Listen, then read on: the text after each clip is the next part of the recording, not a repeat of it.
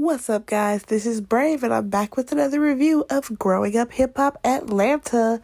This is season 4, episode 3, Back in the Streets. I believe that's the name of the episode, and let's go ahead and break this episode down. Okay, so we first start off with the luncheon that Deb was having. We're back there, and Deb feels like she sees what she gets when it comes to Trump, and she ends up calling out Lily, and Lily's like, well, I feel like he's ignorant, and, she's just saying what we all feel about that man. And Andrea's in her confessional, she's like, as a black woman, how can we support this type of man? And I completely understand what Andrea is saying, like, as a woman of color, there is no way you should be supporting a bigot like that man. Deb, she feels like, I feel like she thinks that he's for the rich people, and she mentions that she likes her life.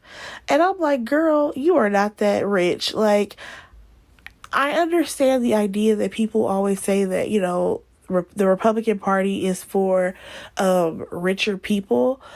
But I'm like, does Deb really have bread like that? Like, does she really have money the way she's acting on this show? Lily is just like, at this point, we look at you differently, Deb. And Deb is like snapping at Lily at this point. And she's like, you don't have to like him, but you will respect him. And, she doesn't give a F about, who doesn't like her and all this stuff. And Andrea is like worried about Deb's mental state. And I'm like, it's weird watching Deb talk and act like this, because like, usually, she acts like she's this motherly woman, always trying to give somebody some help and give some advice. But on this Trump thing, like, she's like turning into a monster. It's pretty scary. So in the next scene, we see Bow Wow. He's in the studio, and we hear a snippet of a song that he's working on with Pimpin'. And I'm not going to lie, I didn't like it. Like, his flow for the song, I didn't care for. The beat was okay, and just what he was talking about, it just didn't sound good to me. Sorry. So Pimpin', he ends up bringing up the fact that Angela has posted her new man on social media. As we know, she is dating a boxer. I can't remember his name, but good for her. So Bow Wow is like, oh, I'm happy for her. Like, for real, I'm happy, because now people can stop saying that we should be together, because I know that we shouldn't be together. And his whole point is that Angela is at one point in her life where clearly she wants a real relationship, and she wants to basically, settle down with someone. And I don't mean just like getting married, but I mean just have like an actual adult relationship. While Bow Wow still wants to run around, chase new girls in every city, and he wants to live that single life. And he says that, he's not there yet. And I'm like, Bow Wow, at this point, when will you be there? Because Bow Wow is, in his 30s? And he's still trying to live this life like he's 21 years old. Like, at some point, you're going to have to grow up. So after that, we learn a little bit more about Pimpin'. As we heard last week, Diamond mentioned that her and Pimpin', they dated previously. Pimpin', he lets us know that they have known each other for 18 years. And even though they're broken up, he's clearly in his feelings about, I guess, how him and Diamond broke up, or I don't know, but he was definitely in his feelings. So then here comes BT, who is Bow Wow's little sidekick. He tried to crack some jokes about Angela, dating somebody else. And I'm just like, okay, that's lame. And I will say, BT looked really cleaned up and nice in the confessional. Bow Wow ends up playing the song for BT, and again, that song was not it. I'm sorry, he needs to go back to the drawing board and find something new. Now, I do know that he doesn't want to play his music for JD, and some people feel like, well, what is JD to current music? But JD still has a great ear for what sounds good, as well as how Bow Wow should sound on a track. I'm sorry, but this is not it. What's interesting though to me is that Bow Wow, I'm not Bow Wow, BT, he's like, Bow Wow, he wants to do all these records where he talks about these women, and some things should just be left private. It's funny that he's saying that in the confessional, because he's definitely not saying that to Bow Wow's face when he sees him. And I feel like that's whack. So we see Tammy and Waka. They're having like a little dinner night. Not a dinner night, Lord Jesus. They're having a date night. And they're at dinner and they're eating oysters or whatever. I can't lie, I did want some. And he has to tell her that his mom is a Trump supporter. And at first, Tammy, she was kind of taken aback. Like, what? She's what? You know what I mean? But now Tammy thinks that Deb is having some type of mental breakdown, and that, she would hate to have to disown Deb. But I'm like, girl, you just might. So we next see Diamond, and she's in the car, and she's having a conversation with the brat. And we learn that they actually started their relationship by Diamond writing to her while Brat was in prison, and their friendship just bloomed from there. And, Diamond comes to Brat for advice because, Brat has been in the game a bit longer than Diamond has. And she just wants to invite her out to her album release party. And as much as Brat is like, congratulations, girl, but I'm not coming. Because of what? The C-19. Brat is not playing with the pandemic. She is staying at home. So Brat ends up asking about pimping, and Diamond lets us know that he's her, I guess she called him like her childhood boyfriend or whatever. And she said like they started dating when she was 18. I can't lie, I am curious to know like what's the timeline of her dating him to like Scrappy. Just 'cause I feel like she was super young when she was dating Scrappy as well, but whatever. She feels like he hooked up with somebody in Miami, so therefore she broke up with him. She's ready to go to her album release party, but she wants to make sure that her paperwork is right before she tries to, have this huge party and her stuff ain't lining up correctly. So Pimpin is dragging his feet about signing his paperwork, and even Brat is like, that's actually not like him to do that.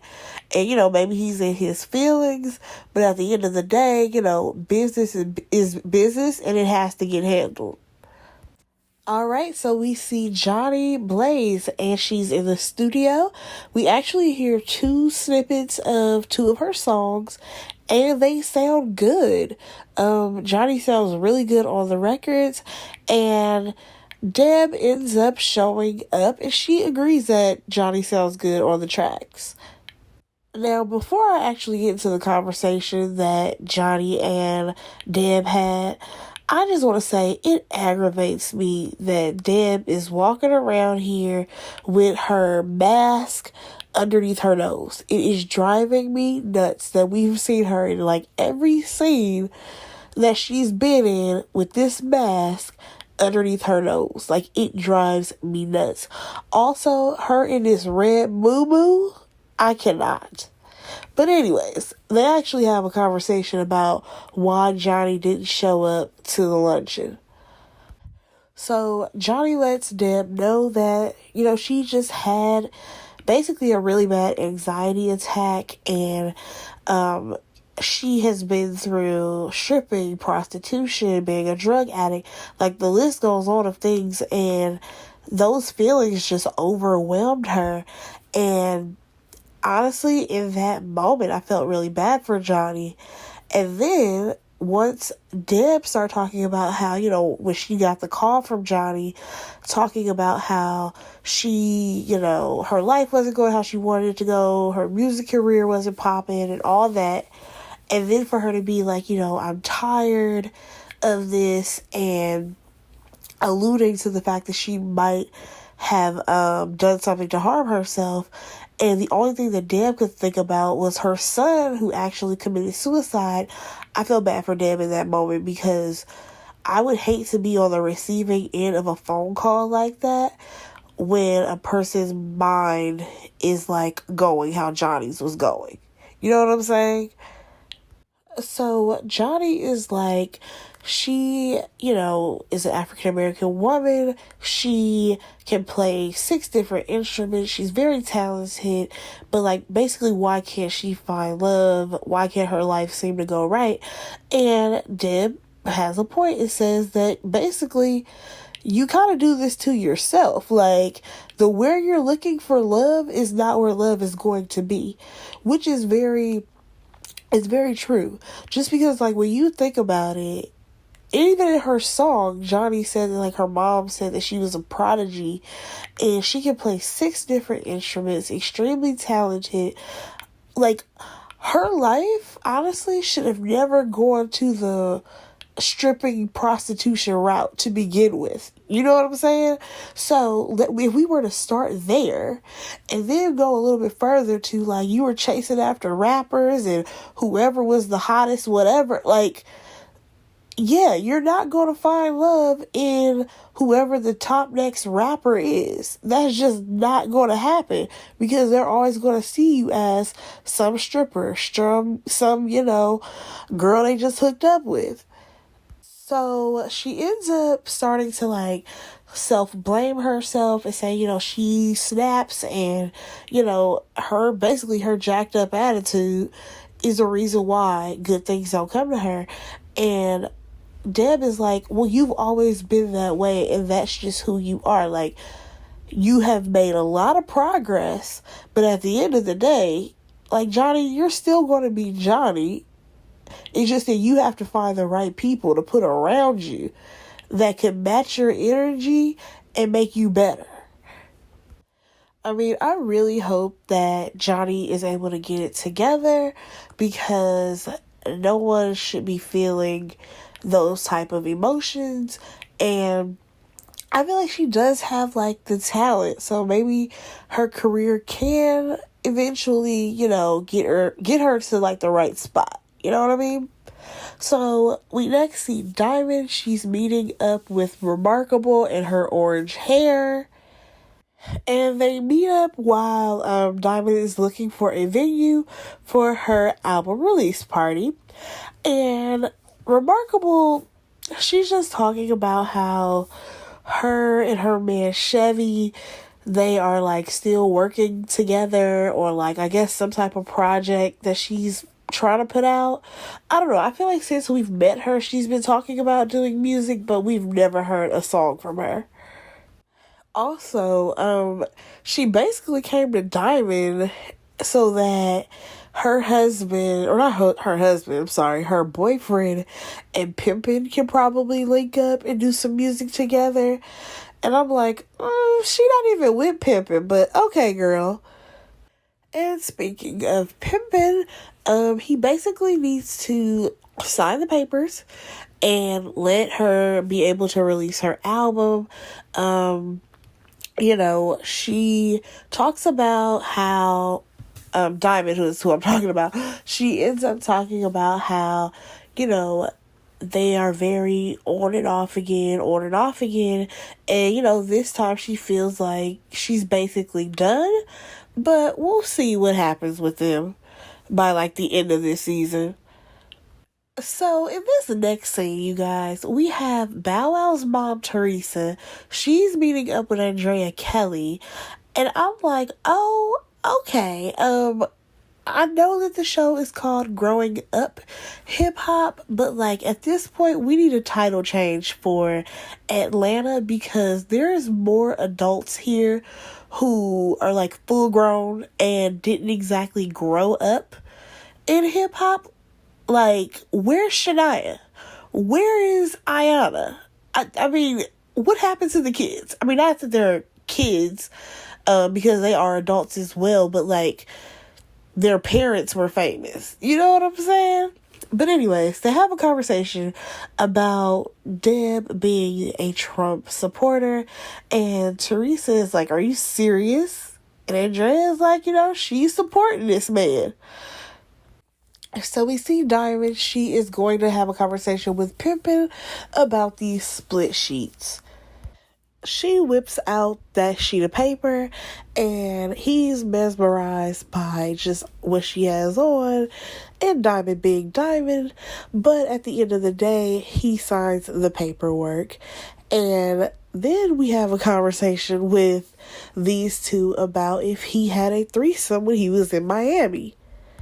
According to Pimpin, he just got a little sloppy toppy, nothing else happened. And Diamond's like, well, you should have actually hooked up with whoever this chick is. And then they go into the conversation of if they missed each other. And clearly she misses him and he misses her. So I definitely feel like by the end of the season, we just might see them as a couple again. Alright, so we see Tammy confronting Deb about being a Trump supporter. And Tammy, first of all, she starts it off talking about some word on the street. Like, girl, no, it's just, this is what Waka told you. But, here we go with Deb trying to, I guess, explain why she's a Trump supporter. So, first of all, Tammy clearly does not support Trump. She feels like he's a bigot and that, he doesn't support Black Lives Matter. And then here we have Deb who's like, well, why do black people kill black people? And like Tammy said, white people kill white people, black people kill black people, Latinos kill Latinos. Race on race, or like black on black crime is not what we're talking about at the moment. We're talking about police brutality and how police officers blatantly kill black people who have been unarmed, who were not, half the time, not even doing anything. You know what I'm saying? Like, oh God, this conversation. And like Tammy is trying to explain to them, what is going on with the police brutality and how Trump has said nothing about it and how he only, wants to talk about it if something happens to an officer. And Tammy is like, if anything basically was to happen to Waka or, any of the guys in her family, like she's busting back because I gotta protect mine. So clearly we have Tammy here who is trying to convince Deb that, being a Trump supporter is not the move. It's not where it's at. This man is not for, he not for Deb. And, just watching Tammy explain, all the things that are happening, especially like with Black Lives Matter and just how police react to black people, it was actually really good to see on TV. That's pretty much where the episode ended. Again, there's not really much to this show, but go ahead and like, comment, share, and subscribe, and let me know what you guys thought of this episode. Until next time, bye.